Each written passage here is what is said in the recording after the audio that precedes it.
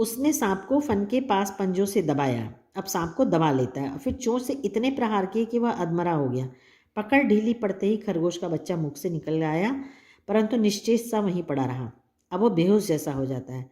राधा ने सहायता देने की आवश्यकता नहीं समझी, परंतु अपनी मंद केका से किसी असामान्य घटना की सूचना सब और प्रसारित कर दी। केका मतलब उसकी कूक, जो मोर की आवाज़ जो करते हैं, जैसे अपन चिड़ियों की चहचहाहट बोलते हैं, वैसे मोर के बोलने को केका बोलते हैं। तो अपनी केका से वो सारे लोगों को सूचना प्रसारित मतलब खबर दे देती है। माली पहुंचा, फिर हम सब पहुंचे, मतलब माली के साथ साथ लेखिका भी पहुंची। नीलकंठ जब सांप के 2 खंड कर चुका, तब इस शिशु खरगोश के पास गया और रात भर उसे पंखों के नीचे उष्णता देता रहा। कार्तिकेय ने अपने युद्ध वाहन के लिए मयूर को क्यों चुना होगा, यह उस पक्षी का रूप और स्वभाव देखकर समझ में आ जाता है। तो लेखिका को कितने अच्छे से उदाहरण दी है कि कार्तिकेय कौन है, सभी जानते हैं कि गणेश जी के भाई हैं और उनका वाहन क्या है, मयूर है। तो उसकी साहस को देख के ही कार्तिक ने उसे अपना वाहन चुना होगा। मयूर कलाप्रिय और वीर पक्षी है, हिंसक मात्र नहीं। इसी से उसे बाज, चील आदि की श्रेणी में नहीं रखा जा सकता, जिनका जीवन ही क्रूर कर्म है।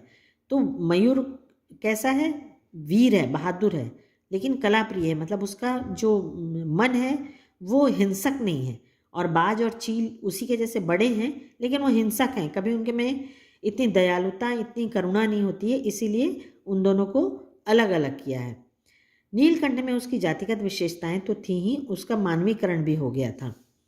मेघों की सांवली छाया में अपने इंद्रधनुष के गुच्छे जैसे पंखों को मंडलाकार बनाकर जब वह नाचता था, तब उस नृत्य में एक सहज ताल, लय ताल रहता था।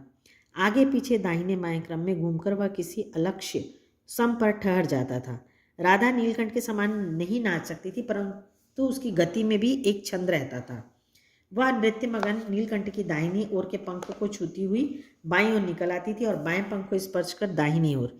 इस प्रकार उसकी परिक्रमा में भी एक पूरक ताल परिचय मिलता था।